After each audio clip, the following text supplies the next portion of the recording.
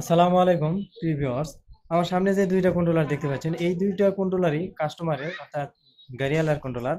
তো এই দুইটা কন্ট্রোলারের সমস্যা কি, কি কারণে গাড়ি চলতেছে না, কি কারণে পিক আপ ধরতেছে না, এই কোথায় সমস্যা হয়েছে, ড্রাইভার সেকশন নাকি পাওয়ার সেকশন, এই পুরো প্রসেসটা আমি আপনাদেরকে দেখাবো। তো কোথায় সমস্যা, কোথায় কাজ করবেন, কিভাবে রোগ ধরবেন। তো ভিডিওটা শেষ পর্যন্ত দেখবেন। এবং আপনি যদি আমার চ্যানেলে নতুন দর্শকে থাকেন, প্লিজ আমার চ্যানেলটিকে সাবস্ক্রাইব করুন। তো এটা হচ্ছে 1000 ওয়াট একটা কন্ট্রোলার মিশুক ইজি বাইক গাড়ির। আর এটা হচ্ছে 1200 ওয়াট একটি কন্ট্রোলার। এই কন্ট্রোলারটা 1200 ওয়াট, আর এই কন্ট্রোলারটা হচ্ছে 1000 ওয়াট। তো এই কন্ট্রোলার দেখেন কি অবস্থা, পুরাতন একদম জং ধরে কি অবস্থা হয়ে গেছে।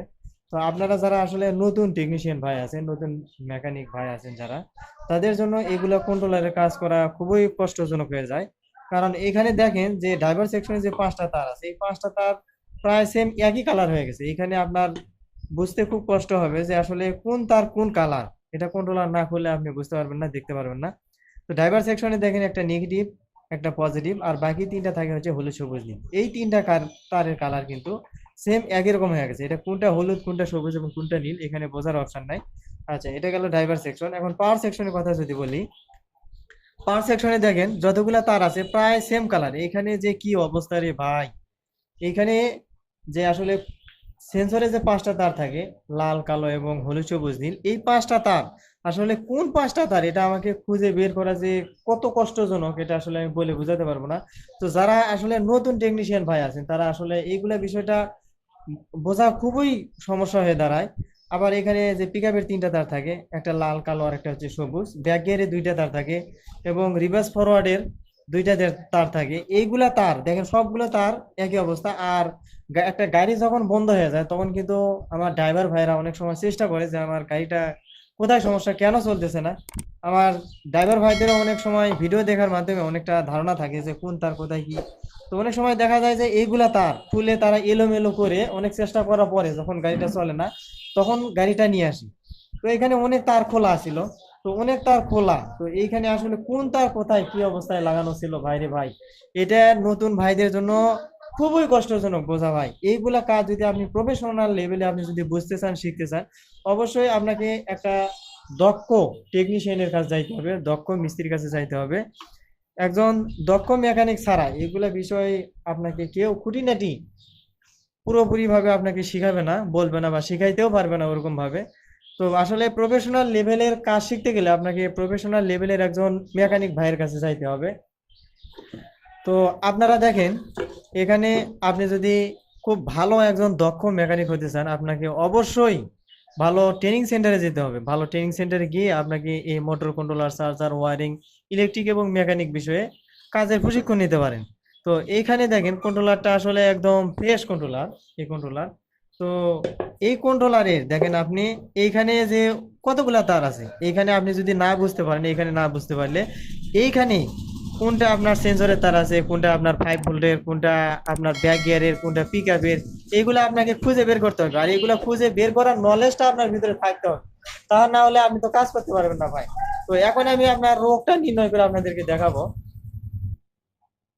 তো আমি অ্যানালগ মিটার দিয়ে আপনাদেরকে দেখাবো। তো সচরাচর বেশিরভাগই অ্যানালগ মিটার সবাই ব্যবহার করে। আর অ্যানালগ মিটার দিয়ে পরিমাপ করলে আসলে সঠিক পরিমাপটা পাওয়া যায়, সঠিক বোঝা যায়। তো প্রথমে আমি ড্রাইভার সেকশনটা পরিমাপ করব। তো আমি এখানে যে বাইরে যে 3টা তার আছে এখান থেকেও আমি পরিমাপ করতে পারবো। তো এখানে দেখেন কি অবস্থা। তো আমি ভিতর থেকেই পরিমাপ করি, ভিতর থেকে আপনাদেরকে পরিমাপ করে দেখাই। তো এখানে দেখবেন যে এটা হচ্ছে নেগেটিভ, এটা হচ্ছে পজিটিভ। যেখানে জাম্পার থাকে এটা ধরা হয় নেগেটিভ, এখানে জাম্পার আছে, এটা হচ্ছে নেগেটিভ এবং এটা হচ্ছে পজিটিভ। তো অ্যানালগ মাল্টিমিটারের ক্ষেত্রে নেগেটিভে নেগেটিভ ধরতে হয় এবং পজিটিভে পজিটিভ ধরতে হয়। তো মিটারটা আমি ঠিক করে নিই দেখেন। তো মিটারটা এই যে কাঁটা জিরো করে নেবেন, এই ভলিউমটি ঘুরে কাঁটা জিরো করে নেবেন এবং এখানে সেট করে নেবেন এক্স ওয়ান কেতে সেট করে নিয়ে কাঁটা ঘুরিয়ে জিরো করে নেবেন। তো এখন আমি পজিটিভে পজিটিভটা ধরবো, পজিটিভে পজিটিভ ধরলাম। এইটা আমার পজিটিভ, এটা আমার পজিটিভ তো, অর্থাৎ আমার যে বাইরের এই যে লাল তার আছে, এই লাল তার, এটা আমার এই তারটা, এই যে দেখেন এই যে লাল তার এটা। তো আমি পজিটিভে পজিটিভ ধরলাম। এরপরে আমি কি করব, বাকি এই 3টা যে হলুদ, হলুদে দেখেন কত দূর কাটা উঠছে। আমার কাটা কিন্তু জিরোতে যায়নি, যদি কাটা জিরোতে যায় তাহলে শর্ট, অর্থাৎ তাহলে আমার এই হলুদ সেকশন নষ্ট, কাটা জিরোতে যায়নি। আচ্ছা, হলুদে দেখলাম, এবার আমি নীলটাতে দেখতেছি, এটাতেও কিন্তু কাটা জিরোতে যায়নি, তার মানে এটাও ঠিক আছে। এবার সবুজটাতে দেখি, এটাতে কিন্তু আমার কাটা জিরোতে গেছে, কাটা জিরোতে গেছে, তার মানে কি এই সবুজ সেকশন আমার শর্ট। কোন দিক থেকে? পজিটিভ দিক থেকে। পজিটিভ দিক থেকে আমার এই সবুজ তার শর্ট। এখন আমি নেগেটিভ দিক পরিমাপ করব। তো নেগেটিভে নেগেটিভ ধরলাম, নেগেটিভে নেগেটিভ ধরার পরে আবার আমি হলুদ তারে ধরতেছি, হলুদ তারে ধরলাম, শর্ট নাই। নীল তারে দেখি, এখানেও শর্ট নাই। সবুজ তারে দেখি, এখানেও শর্ট নেই। অর্থাৎ আমার নেগেটিভ দিক থেকে এই সবুজ তারে কিন্তু শর্ট দেখাচ্ছে না, নেগেটিভ দিক থেকে সবুজ তারে শর্ট দেখাচ্ছে না। কিন্তু আমার পজিটিভ দিক থেকে, এই যে পজিটিভ, পজিটিভ দিক থেকে আমার সবুজ তারে শর্ট দেখাচ্ছে, কাঁটা জিরোতে যাচ্ছে। তার মানে কি আমার positive side short, positive side short. তো এই পজিটিভ সাইড থেকে, পজিটিভ সাইড তাহলে আমার কোনটা? এটা আমার হচ্ছে পুরোটাই পজিটিভ সাইড, আর এই পুরোটাই হচ্ছে আমার নেগেটিভ সাইড। তো এখান থেকে যেহেতু এখানে গেছে, এখান থেকে এখানে গেছে, এই পুরোটাই আমার পজিটিভ, নেগেটিভ এবং এই পুরোটাই আমার পজিটিভ সাইড। তো এই পজিটিভ সাইড থেকে আমার কোন তার শর্ট? এই সবুজ তার শর্ট। এই সবুজ তারে দেখেন এখানে কয়টা মসফেট আছে? একটা, দুইটা, তিনটা, এই চারটা মসফেট আছে। এই চারটা যে মসফেট, এই চারটা মসফেট আমাকে খুলতে হবে, চারটা মসফেট আমাকে খুলতে হবে, খুলে আমাকে পরিমাপ করতে হবে। যদি শর্টটা ছাড়ে তাহলে আমি এক এক করে মসফেট খুলবো এবং এক এক করে পরিমাপ করব। তো এরপরে আমাকে মসফেট গুলো খোলার পরে এখানে চারটার মধ্যে একটা কাটা থাকতে পারে, দুইটা থাকতে পারে, তিনটা থাকতে পারে, চারটাও থাকতে পারে। তো এখন যেইটা নষ্ট থাকবে, যেইটা কাটা থাকবে, সেইটা আমি চেঞ্জ করব, ওই মানের মসফেটটা লাগাবো। কেমন? এইটা যদি 1000 ওয়াট কন্ট্রোলার হয়, তো আমি 1000 বা 1200 ওয়াট কন্ট্রোলারের মসফেট এখানে আমি লাগাইতে পারবো। এখানে আমি 800 ওয়াট 700 ওয়াটের মসফেট লাগাইতে পারবো না। অর্থাৎ আমি ভ্যানের মসফেট এখানে লাগাইতে পারবো না। ভ্যান রিক্সার মসফেট এখানে লাগানোর সাথে সাথে কেটে যাবে। আমাকে ইসবাইক মিশুকের 1000 থেকে 1200 ওয়াট কন্ট্রোলারের মসফেট এখানে লাগাইতে হবে। আপনারা সর্বদা চেষ্টা করবেন, যদি পজিটিভ সাইডের মসফেট নষ্ট হয় তাহলে পজিটিভ সাইড থেকে মসফেট নিয়ে পজিটিভ সাইডে লাগাইবেন। তো এখানে যদি চারটা মসফেট নষ্ট হয়, চারটা আপনাকে চেঞ্জ করতে হবে। যদি দুইটা নষ্ট হয়, দুইটা চেঞ্জ করতে হবে। যদি একটা নষ্ট হয়, একটা চেঞ্জ করতে হবে। মসফেট গুলো খুলবেন, মসফেট গুলো খোলার পরে এইখানে যে গেটের রেজিস্টর আছে, গেটের রেজিস্টর, এই গেট গেট পরিমাপ করবেন, গেট এবং গেট, ড্রেন এবং ড্রেন, সোর্স এবং সোর্স। এখানে প্রত্যেকটা মসফেটেরই একটার সাথে আরেকটা গেটের সম্পর্ক আছে। একটা একটা ড্রেন, আরেকটা ড্রেন, আরেকটা ড্রেন, আরেকটা ড্রেন, প্রত্যেকটা ড্রেনের সাথে সম্পর্ক আছে এবং প্রত্যেকটা সোর্সের সাথে সম্পর্ক আছে। গেট গেট শর্ট থাকবে, ড্রেন ড্রেন শর্ট থাকবে এবং সোর্স সোর্স শর্ট থাকবে। গেট যদি শর্ট না থাকে তাহলে গেটের যে রেজিস্টর আছে, এই রেজিস্টর আপনাকে দেখতে হবে পুড়ে গেছে অথবা কেটে গেছে অথবা ঝালাই নষ্ট হয়ে গেছে। এবং ড্রেন ড্রেন ড্রেন যে ঝালাই থাকে, এই ঝালাই আপনাকে দেখতে হবে। যদি শর্ট না থাকে, সোর্স সোর্স আপনাকে দেখতে হবে।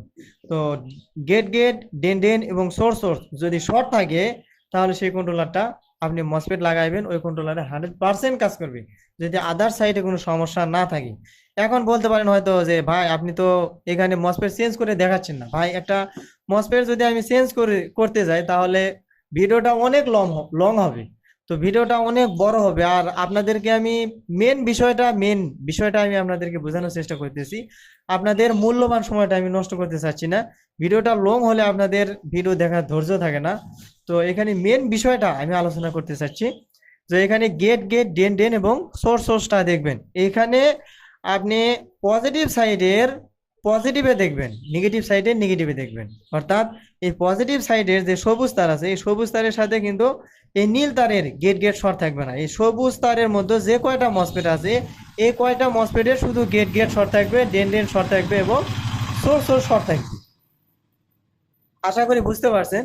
তো এই মসফেট গুলো খোলার পরে মসফেট চেঞ্জ করবেন। মসফেট চেঞ্জ করার পরে আপনার কন্ট্রোলারটা এই ড্রাইভার সেকশন ওকে হইলো, ড্রাইভার সেকশন ওকে হওয়ার পরে আপনি আসবেন পাওয়ার সেকশনে। আপনার যদি পাওয়ার সেকশন ঠিক থাকে তাহলে ওই কন্ট্রোলারটা 100% কাজ করবে। পাওয়ার সেকশন কিভাবে চেক করবেন? পাওয়ার সেকশনে আপনি ভোল্টেজ ঢুকাইতে পারেন। ভোল্টেজ ঢোকানোর পরে এই যে চাবির তার, এই চাবির তারে ভোল্টেজ ঢুকিয়ে আপনার যে সেন্সরে 5টা তার আছে, পিক আপের যে তার আছে, ব্যাগের তার আছে, এইগুলাতে 5 ভোল্ট থাকবে।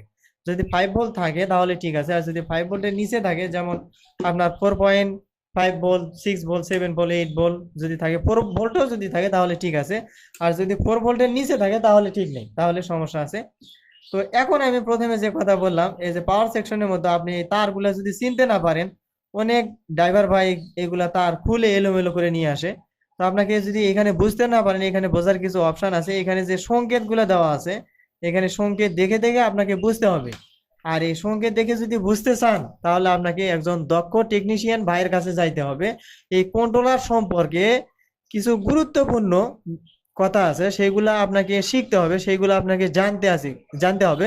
গুরুত্বপূর্ণ কিছু বিষয় আছে, এখানে দেখেন 5 ভোল্ট অর্থাৎ 5V লেখা আছে, UVW GND WH+, এই যে DC GND SL, এইগুলো আপনাকে জানতে হবে। XS LX GND K1 K2 এইগুলো আসলে কি, এই যে UCC VCC GND A3 P positive, এইগুলা বিষয়ে যদি আমি আলোচনা করতে যাই ভাই 1 ঘন্টার ওপরে ভিডিও হবে। তো পরবর্তীতে আমি ইনশাল্লাহ এই কন্ট্রোলারের বিষয়ে, যে আপনি কিভাবে বুঝবেন যে এটা সেন্সরের, এটা হচ্ছে পিকআপের, এটা ব্যাগের, এইগুলা বিষয় আপনার কন্ট্রোলারের সঙ্গে সম্পর্কে ইনশাল্লাহ আলোচনা করব। তো আপনি পাওয়ার সেকশনে আরেকটা কথা বলি, আপনার যদি ড্রাইভার সেকশন নষ্ট হয়, পাওয়ার সেকশন ঠিক থাকবে, পাওয়ার সেকশন নষ্ট হলে ড্রাইভার সেকশন ঠিক থাকবে। একটা কন্ট্রোলারের দুইটা সেকশন কিন্তু একসঙ্গে নষ্ট হয় না। তো এইখানে দেখেন এই যে ক্যাপাসিটার গুলো আছে, এইগুলো হচ্ছে ফিল্টারিং ক্যাপাসিটার।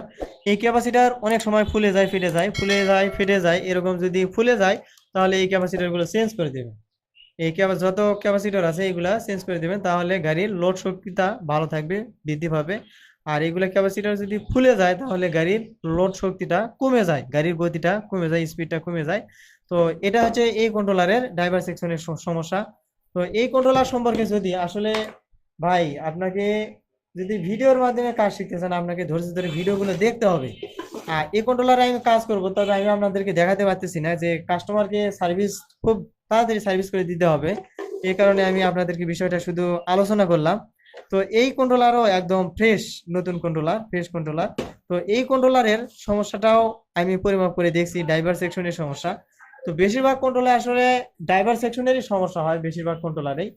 তো আপনাকে ড্রাইভার সেকশন হোক অথবা পাওয়ার সেকশন হোক, পাওয়ার সেকশনের কিছু জটিল জটিল বিষয় আছে এবং ড্রাইভার সেকশনেও কিছু জটিল জটিল বিষয় আছে। এইখানে আপনার যে ট্রানজিস্টর আছে, T4 ডায়োড আছে, M7 ডায়োড আছে, কিছু রেজিস্টর আছে, এখানে কিছু ক্যাপাসিটর আছে, এইগুলা পরিমাপ সম্পর্কে, এইগুলা কোথায় কিভাবে কাজ করে, এখানে যে কন্ট্রোলিং মেন আইসিটা আছে, এটা হচ্ছে সিপিইউ কন্ট্রোলিং মেন আইসি, এটা কিভাবে কাজ করে, কোন পিন কোথায় কানেকশন আছে ভাই, এইগুলা আপডেট বিষয় একদম নিখুঁত ভাবে যদি আপনি যদি জানতে চান, তো অবশ্যই আমাদের অটো ট্রেনিং সেন্টারে এসে এই motor, controller, charger, wiring, electric এবং মেকানিক, এই অটো জগতের সব ধরনের কাজের প্র্যাকটিক্যালি প্রশিক্ষণ নিতে আমাদের অটো ট্রেনিং সেন্টারে আপনি আসতে পারেন। আমরা মূলত এই অটো ডিপার্টমেন্টের সকল কাজের প্র্যাকটিক্যালি প্রশিক্ষণ দিয়ে থাকি। তো প্রশিক্ষণ নিতে চাইলে আমাদের স্ক্রিনে থাকা নাম্বারে কল করে যোগাযোগ করবেন। তো আজকের ভিডিওটা অনেক লং হয়ে গেল, আজকের ভিডিও এ পর্যন্তই। ভালো থাকবেন, সুস্থ থাকবেন, আসসালামু আলাইকুম।